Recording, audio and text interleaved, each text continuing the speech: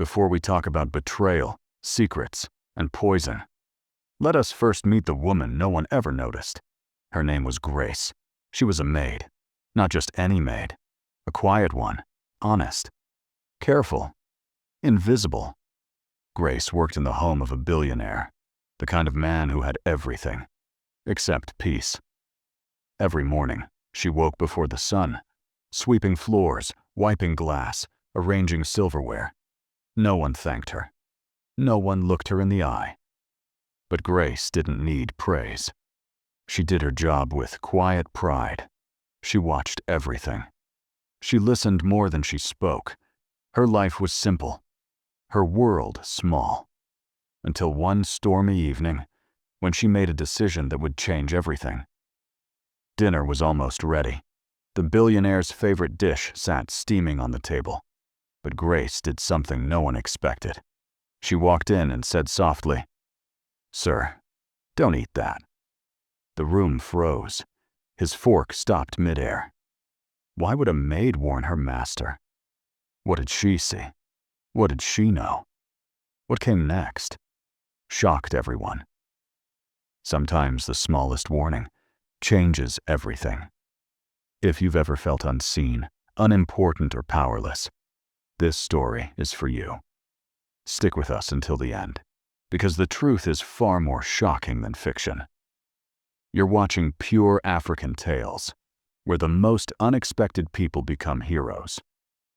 Don't forget to like, share, and subscribe for more inspiring stories from the heart of Africa. Before we talk about secrets buried in silence, we must talk about that one quiet dinner and the fork that never reached his mouth. It was just after 8 p.m. The rain had started falling, heavy, relentless, beating against the windows like warning drums. Inside the mansion, the billionaire, Mr. Duma, had just returned home. Tired, hungry, unaware. He removed his gold cufflinks, loosened his tie, and walked toward the dining room. On the table, a rich aroma filled the air. His favorite meal was waiting. Goat pepper soup and white rice, steam rising, perfectly set. Almost too perfect. But something felt different.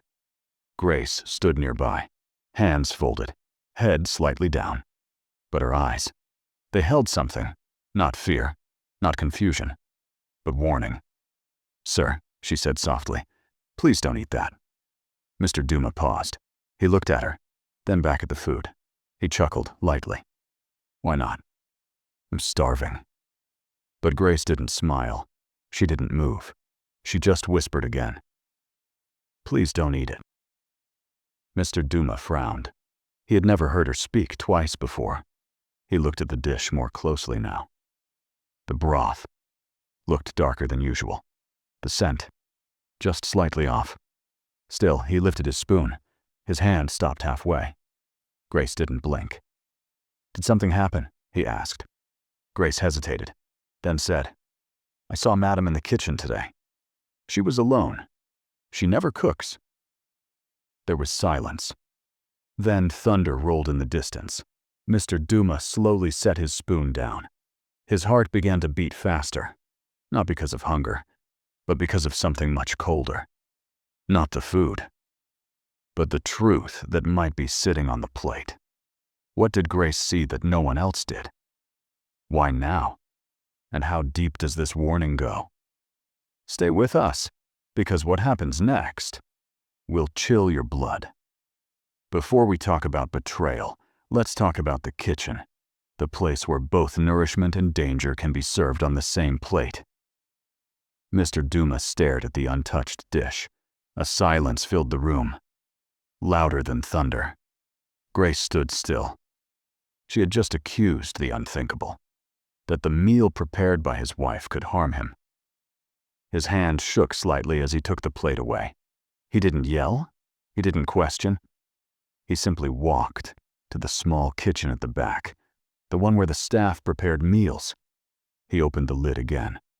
And now, he looked closer. The oil floated wrong. The meat was slightly discolored. There was a sharp, bitter smell hidden beneath the spice. Before now he wouldn't have noticed, but now his eyes were open.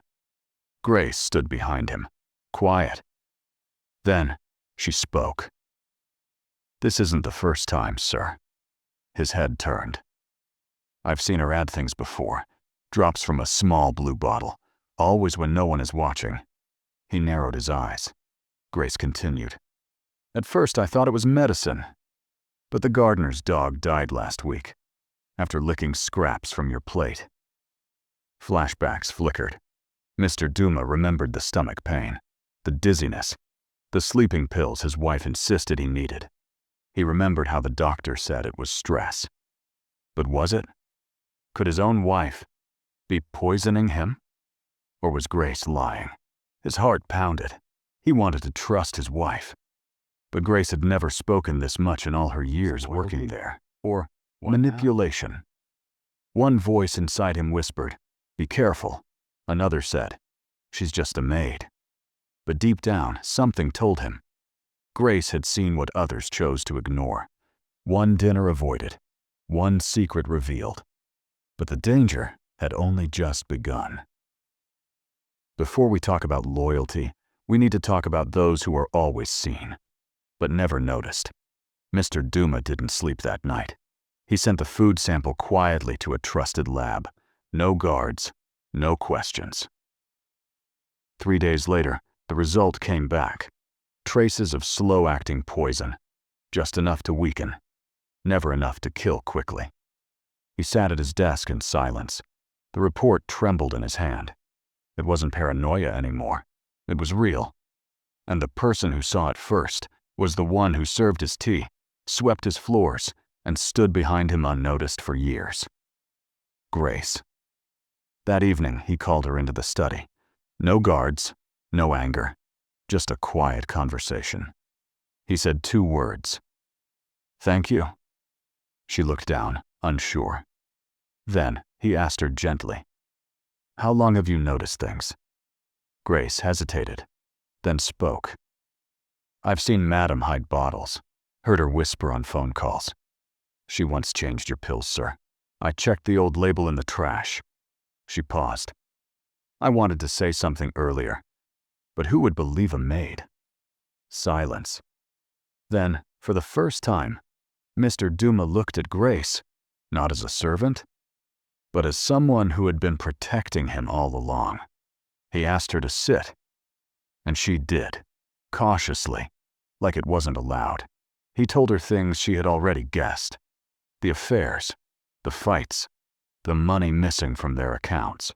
But now, he shared it not out of frustration, but because he had someone he could finally trust. Her silence had once been her armor, but now, her words had become his shield. Behind every great fall is a silent witness. And sometimes, behind every great recovery, is the same one who went unheard. Before we talk about justice, we have to ask, what does guilt really look like? The police came quietly. No sirens, no cameras, no fuss. 2 plainclothes officers sat in the living room, sipping tea, served by Grace. They weren't just guests. They were there for answers. Not from Grace, but from the billionaire's wife and his brother. Yes, the brother, who always arrived at odd hours and smiled too quickly when things fell apart. Grace watched them from the corner, her eyes lowered. She didn't speak. But inside, she was remembering. That night, when Madam whispered on the phone while stirring soup. The lunch that never made it to the table. The documents she saw shredded and flushed. The brother's sudden gift of imported wine, which only the master drank. She had seen it all, not with suspicion, but with the sharp eyes of someone who sees patterns where others see routine. The officers asked polite questions. The wife acted shocked.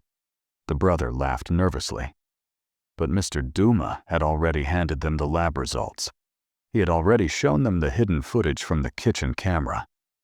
He didn't say a word to his wife, but his silence was louder than any accusation. Grace stayed behind the scenes, but her hands shook slightly as she cleared the teacups. Because deep down she knew people like her don't stay safe for long when truth starts rising. The more they found out, the closer she was to danger. Would they try to silence her? Would she vanish like others before her? Or would her quiet courage rewrite the rules? Justice was at the door, but so was fear.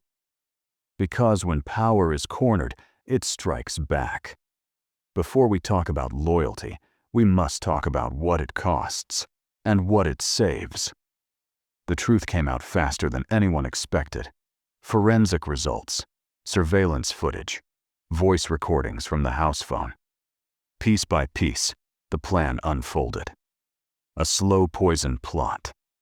Signed documents for life insurance, secret accounts, hiding stolen funds, and at the center of it all, the billionaire's wife and his brother.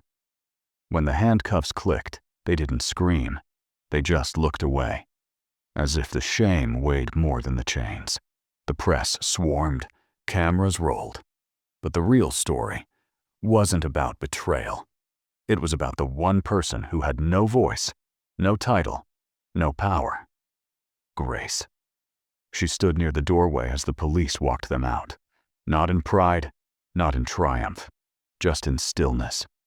Because for the first time, someone turned to her and said, "Thank you."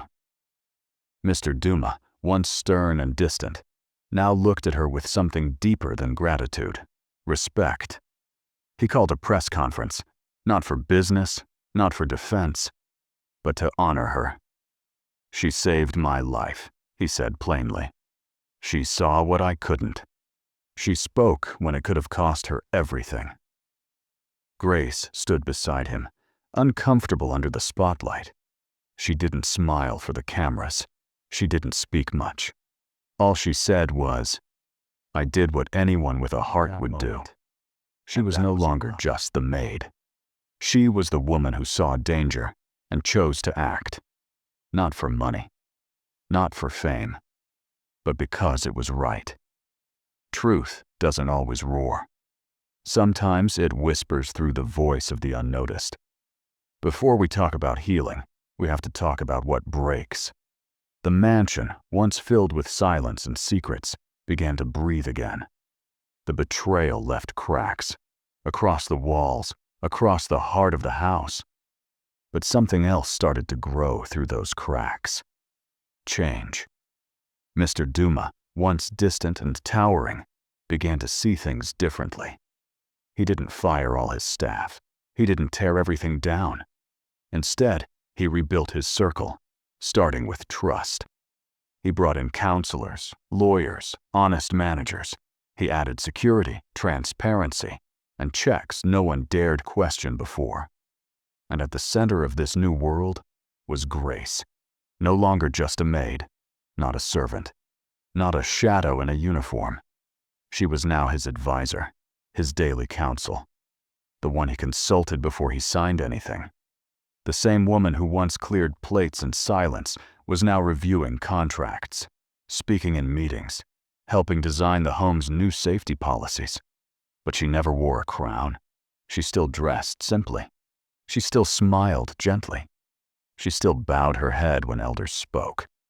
Yet her presence carried weight. Because now everyone knew. When Grace spoke, it mattered. Old staff watched in awe. New staff listened with care. The balance had shifted, not because of a loud revolution, but because one quiet woman refused to let a lie win. When a quiet voice stands firm, the whole world learns how to listen. Before we talk about redemption, we must understand what it means to rise without noise. Grace never asked for power. She never chased titles. She simply wanted peace and truth. But her actions made her something more. Now, with new respect and responsibility, Grace turned her eyes to those still unseen. The cleaners, the cooks, the night guards who yawned alone at midnight. She remembered what it was like to be ignored, to speak and not be heard, to care and be punished for it. So she made a choice. She began mentoring. Not with charts or lectures, but with stories, with patience, with simple acts of belief. She taught them how to speak up with wisdom, how to spot danger, not just in people, but in silence. How to stand tall even when the room looks away. Some listened, some wept, some still doubted. Whispers still followed her in corridors. Not everyone forgets betrayal, even after the truth is proven. But Grace didn't argue. She just kept showing up, helping, teaching, guiding. One housekeeper started night school. Another started her own catering business. A young gardener began writing poems. Grace bought him a journal. She didn't just warn one man. She quietly lifted an entire world behind the curtains. Sometimes redemption isn't loud. It's the ripple one life makes when it chooses to light another. Before we talk about legacy, we must understand what it means to leave more than a memory. Grace could have stopped at gratitude. She could have faded into comfort and left the past behind. But true protectors don't retire. So she did something bold, in her quiet way. She opened a small center in the city, not in marble halls, but in an old building with open doors and warm chairs, a non-profit, a place where housemaids, drivers, janitors, and guards could walk in freely. She called it the listening post. There were no degrees required, only one thing, a story. She trained people to notice the small things, to trust their instincts, to speak with care, and act with wisdom. Soon, others began sharing their stories. A cook remembered the day Grace stopped her from using expired oil. A driver recalled the time she noticed faulty brakes before an accident. Each story was small. Each story had saved someone. Her movement spread. Mansions became safer. Staff became braver. Owners became listeners. And Grace? She stayed in the background, nodding, guiding, serving. Her voice had never been loud, but now it echoed in hundreds of homes. Because when people said, "Trust your gut," they meant, be like Grace. She didn't just build protection. She built people who could protect themselves. Before we end this story, let's take a quiet walk with Grace. She walks alone, early in the morning.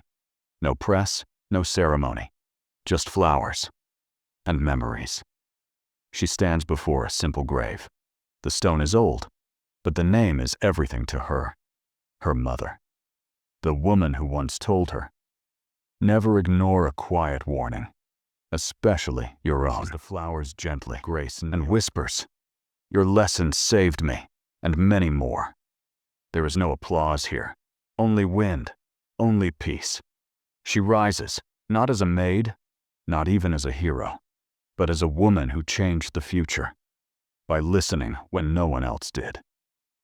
You may be invisible, but your voice may just save a life. If this story moved you, if it reminded you that power can come from the quietest places, like this video, share it with someone who needs courage, and subscribe to our channel, Pure African Tales, where the quietest voices become legends.